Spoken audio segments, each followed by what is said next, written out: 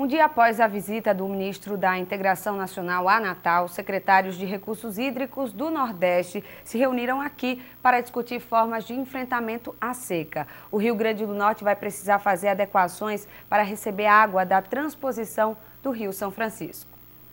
Entre as metas do encontro, trocar experiências, discutir estratégias para conquistar, junto ao governo federal, recursos para a realização de obras de infraestrutura. A gente está otimista principalmente por quê? Porque desde que eu assumi em janeiro, que eu tenho percebido que os recursos que são repassados para a obra, eles vêm sendo recordes.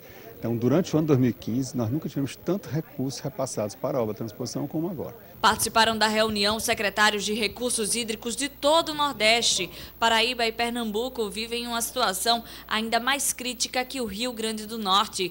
A resolução de conflitos devido à escassez de água também entrou em discussão. Também vamos trocar experiências porque isso não é incomum só do Rio Grande do Norte, né? Os estados passam todos por essa situação crítica pela estiagem desses últimos anos e isso traz conflitos consequentes para todas as comunidades, principalmente onde existem compartilhamento das bacias hidrográficas, dos rios que passam por uma cidade para outra cidade, de um estado para outro, e a gente precisa trabalhar as alocações negociadas. Também pauta a transposição do São Francisco. Integrantes do Executivo ficaram otimistas após a confirmação pelo ministro da Integração, Gilberto Occhi, que as obras no estado da Paraíba não seriam paralisadas. As obras no RN dependem diretamente da Paraíba. Após a confirmação do governo federal, o estado terá que fazer algumas adequações. Então tem aspectos relacionados a questões ambientais, como por exemplo o saneamento das cidades, e isso a gente já tem apoiado os municípios, né? O governo protocolou agora em fevereiro 44 milhões um pleito de 44 milhões para planos e para implantar sistemas de esgotamento sanitário dos municípios por onde o rio vai passar, né, ou essas águas vão chegar, principalmente a bacia da Pudim-Mossoró e do Piranhaçu. A outra questão seria a estruturação do IGARNE, do órgão de gestão das águas do Rio Grande do Norte, para que ele possa operar essa gestão e principalmente que após a gente estabelecer, que também é outro compromisso estabelecido pelo Estado, a cobrança pelo uso da água aqui no Estado do Rio Grande do Norte, a gente possa ir a receber as águas de São Francisco de acordo com o que foi acertado e assinado aqui pelo governo do estado. Ainda falando sobre a crise hídrica, o diretor da Agência Nacional de Águas veio ao estado para discutir o controle da vazão de água da barragem Armando Ribeiro Gonçalves. O volume liberado deve ser reduzido para evitar o colapso total no abastecimento. A repórter Mara Gudeiro tem mais detalhes. Nesta quarta-feira será realizada uma reunião em Açu, na Universidade Estadual do Rio Grande do Norte. Essa reunião que vai discutir a redução da vazão da Armando Ribeiro Gonçalves. Por que tem que diminuir essa vazão? O que é que pode acontecer se não for feita essa redução? Nós estamos atravessando a mais séria estiagem da história recente. Por 4 anos, os reservatórios foram perdendo volume.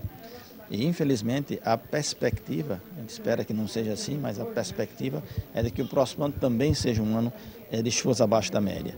Se isso ocorrer e não tomarmos as providências cabíveis, o que vai acontecer é que em agosto, se continuarmos a praticar a mesma vazão de hoje, o Armando Ribeiro Gonçalves atingiria o volume morto. Então, muitos produtores, né, vão questionar isso, porque essa água da Armando Ribeiro Gonçalves acaba aí sendo utilizada para irrigação, né, para os fruticultores, o pessoal ali de Macau, os agricultores, os produtores com certeza vão reclamar. Qual é, no caso, a alternativa que a ANA passa para essas pessoas, né, para que a economia do estado não seja aí prejudicada? Diferentemente de outras regiões do Nordeste e do próprio estado, aonde foi necessário tirar toda a irrigação, ainda na Jusão do Armando Ribeiro Gonçalves, não é necessária uma medida tão restritiva. Então eu espero, e eu tenho certeza, que os agricultores, mais que reclamar, eles vão entender que essa é uma medida para que, mesmo reduzindo, eles ainda possam continuar praticando suas atividades, mas, acima de tudo, que nós possamos garantir o abastecimento humano para as populações que vivem por ali. O Rio Pitimbu passou esse fim de semana por mais uma ação ambiental de limpeza e plantio de mudas nativas nas margens. 150 quilos de lixo foram retirados, mas mesmo assim a situação do rio está longe de ser a ideal. O rio Pitimbu tem 34 quilômetros de extensão, dos quais 5 estão localizados no município de Natal.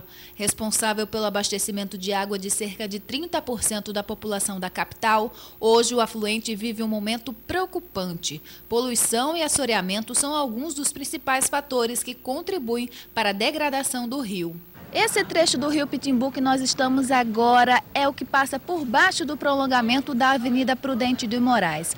Antes da obra, o rio ia de uma ponta a outra, mas o resultado foi justamente esse aqui, o assoreamento, ou seja, o depósito de areia para dentro do rio. José Soares, morador da região, que até hoje ainda toma banho no rio, lembra com saudades do tempo que pescava no local e que a largura e profundidade do rio eram bem maiores. Nós pinotava, tinha um quê? Metro de água, 2 metros, 3 metros de água, que você tem que nadar. Aqui hoje você anda a pé, entendeu? Aí o que é que está o erro do rio? De cima para baixo, entendeu? Se cuida embaixo e não cuida em cima, o rio vai ficar o quê? Por a metade, ele vai se fechando cada vez mais. Com o objetivo de mapear quais principais problemas enfrentados pelo rio Pitimbu, a Prefeitura de Natal deve realizar até o início do próximo ano um diagnóstico do local. Uma equipe da Secretaria de Meio Ambiente e Urbanismo deve percorrer toda a extensão pertencente ao município e, a partir do que for detectado, realizar um relatório. O diagnóstico ele vai dar um painel para que a fiscalização ela adote providências em relação ao rio, como um todo.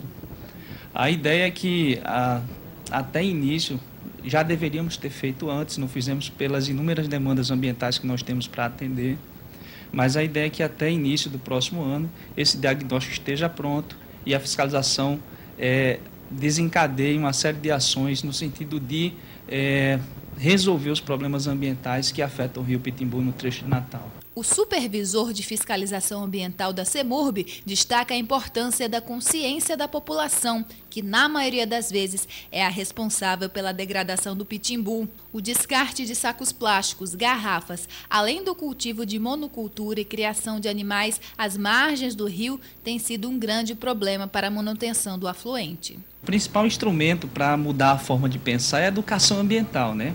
Para mostrar, para trazer a realidade das pessoas que o rio ele tem que ser preservado. Não só por uma questão de estética, mas por uma questão de sobrevivência.